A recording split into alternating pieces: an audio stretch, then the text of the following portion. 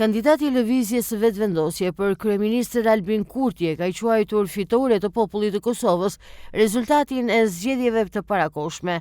Kurti në konferencën për mediat tha se fitoria në zgjedhje ka bërë të qartë se duhet ecur përpara për formimin e institucioneve dhe pavonesa, andaj e konsideron të domosdoshëm certifikimin sa më të shpejtë të rezultateve.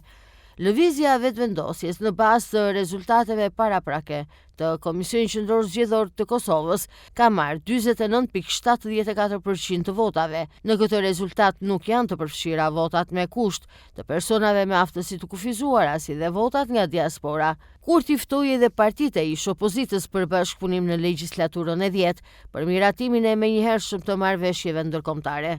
Duke folur për zgjedhjet e presidentit të vendit, ai tha se fillimisht do të bisedoj me presidenten Vjosa Osmani, mandati të cilës skadon në prill të vitit 2026, e më pas edhe me partitë e tjera në kuvend. Mirëpo Kurti tha se miratimi i marrëveshjeve ndërkombëtare që kërkon votat e 80 deputetëve në kuvend është një test i rëndësishëm për bashkëpunimin e ardhshëm mes lëvizjes së vetëvendosjes dhe partive të tjera që mund të determinojnë edhe zgjedhjen e presidentit të vendit.